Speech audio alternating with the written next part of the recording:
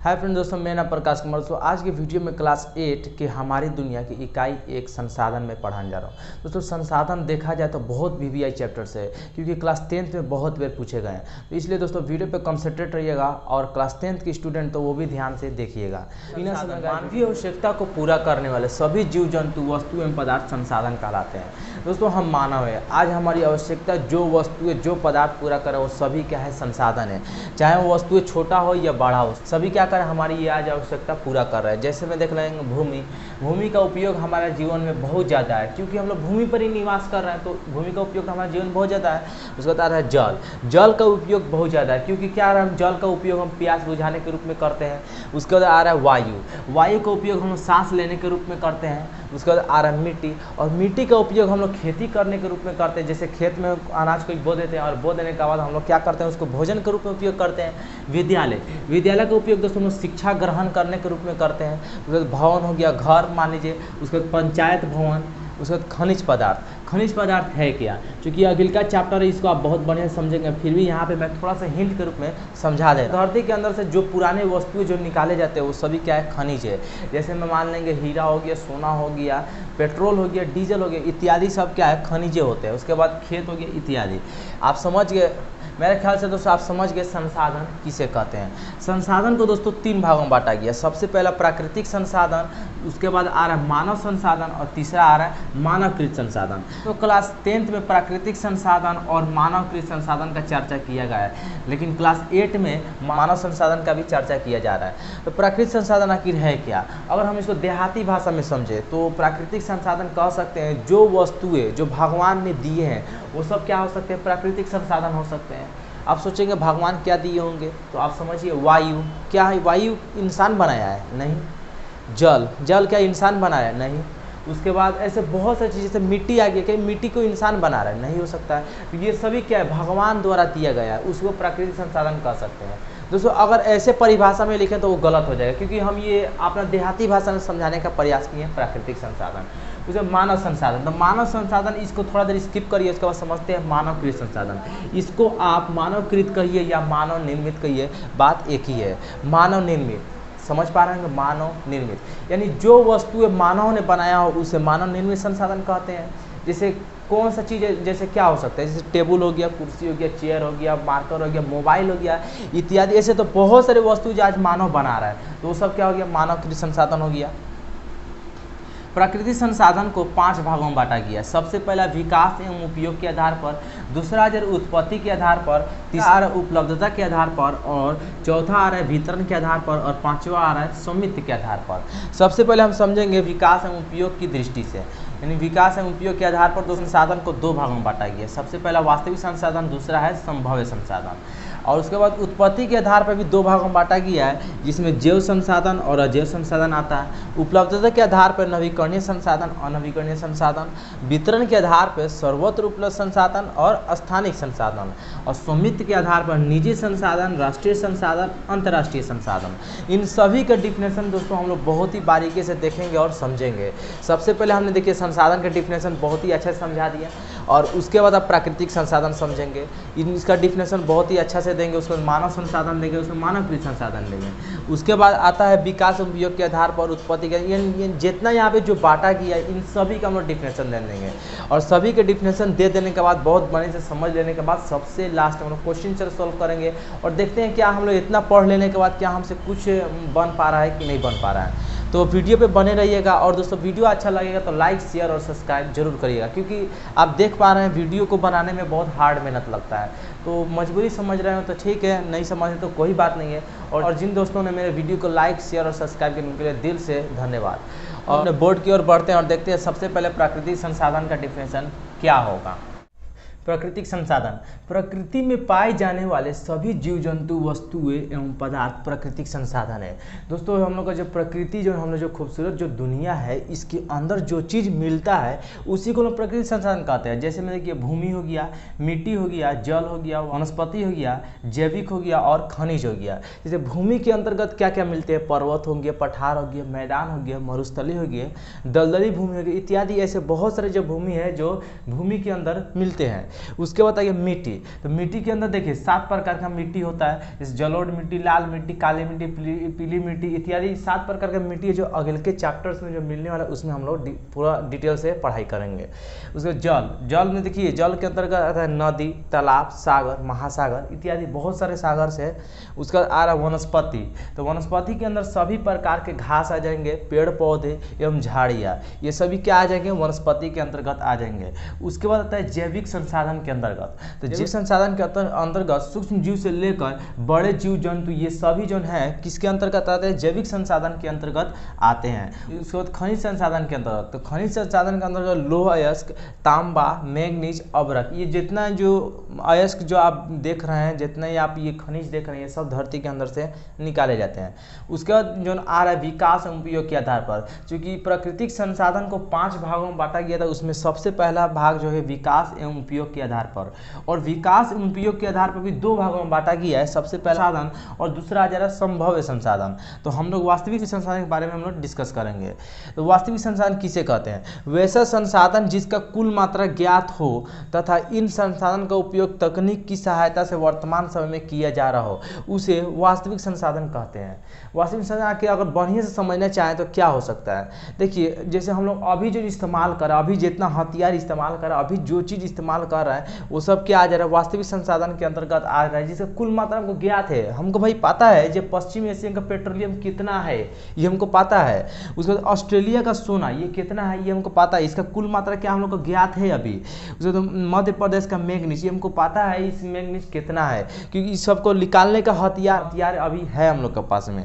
उसका राजस्थान का तांबा, इसका भी मात्रा हमको ज्ञात है, और इसका हथियार जो होता है जो निकाला जाता है, इन सभी को कैसे निकाला जाता है, सभी का हथियार फिलहाल हम लोग के पास अभी है। तो आप समझ गए वास्तविक संसाधन किसे कहते हैं। दूसरा आ रहा है संभव्य संसाधन। संभव्य संसाधन किसे कहते हैं, वैसे संसाधन जिसका कुल मात्रा ज्ञात ना हो तथा इन संसाधन का उपयोग तकनीक की सहायता से वर्तमान समय में नहीं किया जा रहा हो तथा भविष्य में उपयोग करने की संभावना हो। जैसे देखिए वास्तविक संसाधन का ठीक उल्टा हो गया है। वास्तविक संसाधन में क्या था, उसका कुल मात्रा ज्ञात था, हम उसका हथियार जानते थे, कैसे कितना उपयोग करना है। जैसे हम जानते थे ऑस्ट्रेलिया में सोना जो मिल रहा था वो किस तरह से निकाला जाएगा, उसका मात्रा हमको पता था। पर इसमें क्या हो रहा है, संभव्य संसाधन में इसका हमको मात्रा पता नहीं है, और इसका हथियार मतलब कैसे निकाला जाए वो भी हमको पता नहीं है। जैसे केरल में मिलने वाला थोरियम जो है इसका निकालने का तरीका हम लोग के पास पता नहीं है। शायद कहीं भविष्य में हम लोग का आने वाले आगे का जो जनरेशन होंगे वो शायद कहीं ज़्यादा इंटेलिजेंट निकले तो वो निकाल सकेंगे। जैसे पहले ज़माना में देखिए सूर्य का गर्मी था और हवा था, इन सभी का जैसे धरती के अंदर खनिज था, इन सभी का उपयोग तो पहले ज़माने में हम लोग जान नहीं रहते, पर पढ़ते पढ़ते पढ़ते ज्ञान मिलते मिलते मिलते हम लोग सब समझ गए। और हम समझ गए भाई सूर्य के गर्मी से बिजली भी उत्पन्न किया जाता है। उसका ये भी हम जान गए धरती के अंदर खनिज है जो बहुत अधिक मूल्यवान पदार्थ है, हम ये जान गए। और उसके बाद हम लोग पवन से कैसे बिजली निकाला जाता है ये भी हम लोग जान गए। तो यानी ये पहले का जो वस्तु थे, जैसे सूर्य का गर्मी हो गया, पवन हो गया, वो सब क्या थे, संभव्य संसाधन थे। पर आज हमारे लिए क्या हो गया, वास्तविक बन गए, क्योंकि हम हथियार हम लोग जान के निकालने का, तो वो क्या चीज़ में गया, वास्तविक आ गया। और लोग जो टेक्नोलॉजी अभी जमाना चल रहा है, इतना विज्ञान जो प्रसिद्ध हो गया, फिर भी हम लोग अभी केरल में जो थोरियम मिल रहा है इसका हम लोग किस तरह निकाले, इसका अभी साइंटिस्ट के पास अभी उतना दिमाग नहीं हो पाया है। तो क्या पता कहीं आगे का जनरेशन कहीं निकाल पाए, तो इसलिए क्या किया, भविष्य में शायद कोई निकाल पाएगा इससे। तो इसके बाद हम लोग पढ़ेंगे, देखिए 1 नंबर हम लोग पढ़ लिया, विकास एवं उपयोग के आधार पे हमने पढ़ लिया। उसके बाद बी नंबर जो है उसको हम लोग ध्यान से देखेंगे और समझेंगे। दोस्तों बी नंबर में उत्पत्ति के आधार पर, और उत्पत्ति के आधार पर संसाधन को 2 भागों में बांटा गया है। सबसे पहला जैव संसाधन और दूसरा है अजैव संसाधन। तो जैव संसाधन के बारे में हम लोग समझेंगे। जैव संसाधन के अंतर्गत सभी सजीव शामिल है। कहने का मतलब ये हुआ, वैसे संसाधन कहा जाता है जिसके अंतर्गत सभी सजीव यानी जिसके अंदर प्राण होता है, जीवन होता है, वो सभी क्या होता है, जैव संसाधन के अंतर्गत होते हैं। जैसे में जीव जंतु ये सभी सांस लेते हैं, प्राण है इसके अंदर, पेड़ पौधे ये सभी सांस लेते हैं, इसलिए इसको क्या किया है, जैव संसाधन के अंतर्गत रखा गया है। अब अजैव संसाधन आ रहा है, तो अजैव संसाधन के अंतर्गत निर्जीव शामिल है। देखिए इसी का उल्टा हो गया, जैव संसाधन के अंदर सजीव शामिल है तो अजैव संसाधन के अंतर्गत निर्जीव शामिल है। यानी कहने का मतलब जिसके अंदर प्राण नहीं है, जीवन नहीं है, जैसे बेंच हो गया, मार्कर हो गया, मोबाइल हो गया, क्या इसके अंदर जीवन है, नहीं है। तो सी नंबर आ रहा है उपलब्धता के आधार पर, और उपलब्धता के आधार पर संसाधन को 2 भागों में बांटा गया है। सबसे पहला नवीकरणीय संसाधन और दूसरा आ रहा है अनवीकरणीय संसाधन। नवीकरणीय संसाधन किसे कहते हैं? वैसा संसाधन जिसका पुनः पूर्ति प्राकृतिक रूप में होती रहती है उसे हम लोग नवीकरणीय संसाधन कहते हैं। देखिए नवीकरणीय संसाधन अगर समझे बढ़िया से तो वैसे संसाधन कहा जाता है जो प्रकृति में फिर से उपयोग मतलब प्रकृति में फिर से पुनः उपयोग में आ सकता है। जैसे में हो जा रहा है सूर्य का किरण, एक बार सूर्य का किरण धूप पड़ गया तो इसके बाद सूर्य का किरण समाप्त नहीं होता है, फिर पड़ते ही रहता है। उसी तरह पवन कभी यानी हवा जो है कभी समाप्त नहीं, यानी शॉर्ट फॉर्म में वैसे चीज को कहा जाता है जो कभी समाप्त ना हो, कभी समाप्त ना हो, इसलिए उसको हम लोग क्या कहते हैं? नवीकरणीय संसाधन कहते हैं। अनवीकरणीय संसाधन उसको कहते हैं जो समाप्त, देखिए एक बार उपयोग कर लेंगे और एक बार उपयोग कर लेने के बाद दोबारा उसको उपयोग आप नहीं कर सकते हैं। जैसे में देख लीजिए लोहा हो गया, कोयला हो गया, पेट्रोलियम हो गया। ये आप सोचते हैं कभी जी सब आता कहाँ से है, तो मैं बतलाता हूँ। पेट्रोलियम और कोयला, लोहा इत्यादि जितने पदार्थ हैं सब धरती के अंदर से निकाले जाते हैं, और धरती के अंदर से निकालने क्या पता धरती के अंदर से कब समाप्त हो जाए। जैसे कोयला हो गया, लोहा हो गया, अगर ये मान निकालते कभी समाप्त हो गया तो फिर कहाँ से उपयोग होगा? और फिर बनने के लिए इसको मतलब कोयला लोहा फिर बनने के लिए करोड़ों वर्ष लग जाएगा, बहुत ज़्यादा दिन लग जाएगा। उसके बाद हम लोग डी नंबर देखेंगे वितरण के आधार पर। तो वितरण के आधार पर इसे दो भागों में बांटा गया, सर्वत्र उपलब्ध संसाधन और स्थानिक संसाधन। देखिए नाम से ही पता चला सर्वत्र उपलब्ध संसाधन यानी वैसा संसाधन कहा जा रहा है जो सभी जगह स्थित हो।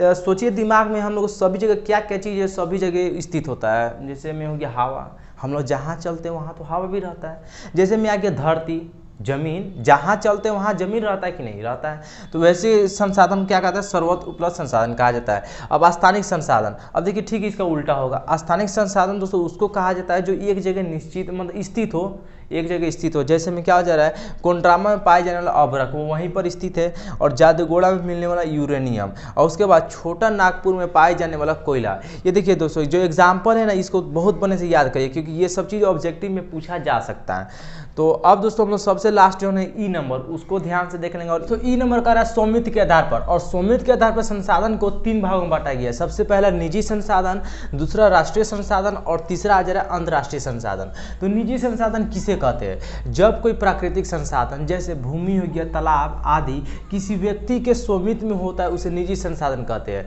देखिए निजी संसाधन शॉर्ट फॉर्म में समझा जाए तो वैसे संसाधन कहा जा रहा है जो हम लोग का अपना होता है। जैसे कि तालाब हो गया, अगर हम तालाब किने तो वो हमारा है, उसमें मछली डालिए कुछ भी डालिए वो मेरा तालाब है।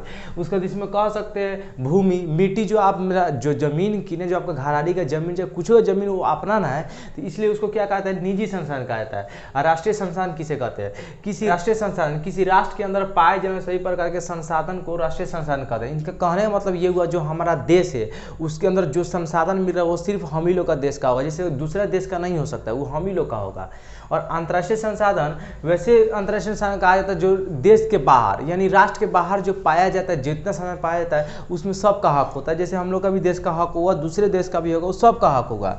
अब दोस्तों सबसे लास्ट में देखिए एग्जाम्पल में 19.2 किलोमीटर से 200 किलोमीटर क्षेत्र का अपवर्जक आर्थिक क्षेत्र कहलाता है। यानी इसके बाद का जो एरिया कहलाता है वो अपवर्जक आर्थिक क्षेत्र कहलाता है। इसको आप याद करते चलिए, बहुत ज़्यादा वीवीआई पॉइंट है, क्लास 10th में बहुत बार पूछा गया है। और सबसे लास्ट में देख रहा है प्राकृतिक संसाधन की संरक्षण की आवश्यकता, यानी कह रही है प्राकृतिक संसाधन की संरक्षण की आवश्यकता क्यों है, क्या जरूरी है हमको संसाधन की संरक्षण करना। तो मैं आपको बतला दूं, अगर आपके पास 1 कट्ठा जमीन या 3 कट्ठा चाहे 4 कट्ठा जमीन है और आप उसका उपयोग अभी कर रहे हैं, और आप मान लीजिए आप बुढ़ा गए तो आप सब बेच उच के खा जाए, तो आपका बाल बच्चा क्या करेगा? कंगाल बैठेगा? नहीं ना बैठेगा। उसके लिए भी तो बचाना जरूरी है।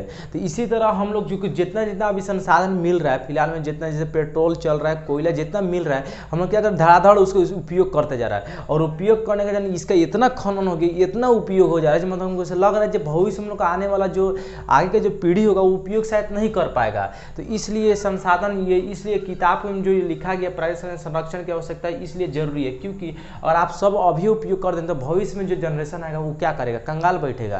तो उसके लिए भी तो बचाना जरूरी है। तो आशा करें दोस्तों आपको बहुत बढ़िया से समझ में आया होगा। तो चलिए अब हम लोग लास्ट में देखते हैं, सबसे पहले तो चलिए हम लोग लास्ट में देखते हैं ऑब्जेक्टिव क्या हमसे बन पा रहा है कि नहीं। तो आप अपना 8 क्लास के किताब को ले लीजिए और हम अपने 8 क्लास के किताब के देखते हैं कि आप बन पा रहा है कि नहीं। सबसे पहले देखिए सही विकल्प को चुने। इसमें से 1 नंबर का रहा है इनमें से कौन सा एक प्राकृतिक संसाधन है। ऑप्शन 4 को दिया जिसमें पंचायत भवन, विद्यालय, भूमि, हवाई अड्डा। प्राकृतिक संसाधन अगर देसी भाषा में समझा जाए तो कहने का मतलब जो भगवान के द्वारा दिया गया हो। पंचायत भवन तो इंसान बनाया है, विद्यालय ये तो इंसान बनाया है, हवाई अड्डा ये भी तो इंसान बनाया है, एक भूमि है तो बाजार जो इंसान नहीं बनाया, तो इसलिए क्या होगा, भूमि पे आप टिक मार दे। उसके इनमें से कौन प्राकृतिक संसाधन नहीं है, यानी इसमें जो 4 गो ऑप्शन दिए इसमें बतलाना कौन है जो प्राकृतिक संसाधन नहीं है, यानी कौन है जो भगवान ने नहीं बनाया है। क्या सूर्य ने भगवान नहीं बनाया है? क्या सूर्य को भगवान ने नहीं बनाया? क्या मिट्टी को भगवान नहीं बनाया? क्या जल को भगवान ने नहीं बनाया? क्या हवाई जहाज को भगवान नहीं बनाया? हाँ, हवाई जहाज को भगवान ने नहीं बनाया, कि हवाई जहाज इंसान ने बनाया है। और दोस्तों हम बार बार भगवान ने बनाया, भगवान नहीं बनाया, कि ये जो आपको समझाने के लिए मैं ऐसा कह रहा हूँ, असल में ऐसा नहीं कहा जाता है। और 3 नंबर कह रहा है, केरल में पाए जाने वाला थोरियम किस प्रकार का संसाधन है? ये आपको जवाब देना होगा। सबसे पहला ऑप्शन में दे रहा है निजी संसाधन, दूसरा नवीकरणीय संसाधन, तीसरा रहा है संभाव्य संसाधन और चौथा रहा है जैव संसाधन। तो सोच के बतलाइए कौन सा संसाधन होगा? संभाव्य संसाधन होगा। उसके बाद 4 नंबर कह रहा है संसाधन निर्माण के लिए क्या आवश्यक है, यानी संसाधन जो निर्माण करना उसके लिए क्या आवश्यक है? तकनीक का होना जरूरी है, आवश्यकता का होना जरूरी है, ज्ञान का होना जरूरी है। हमको तो लग रहा है इनमें सभी का होना जरूरी है, क्योंकि उपयुक्त सभी, चलिए 4 नंबर तो दे दिए उपयुक्त सभी। तकनीक का भी होना जरूरी है, ज्ञान का भी होना जरूरी है और आवश्यकता का भी होना जरूरी है। उसके बाद दोस्तों खाली स्थान को उपयुक्त शब्दों से पूरा करें। तो ये वाला और जो निम्नलिखित प्रश्नों के उत्तर दे, ये वाला फिर से दीर्घोत्तरीय प्रश्न, इन सभी का हम लोग सॉल्यूशन इसके अगले वाले वीडियो में करेंगे। तब तक के लिए बस इतना ही।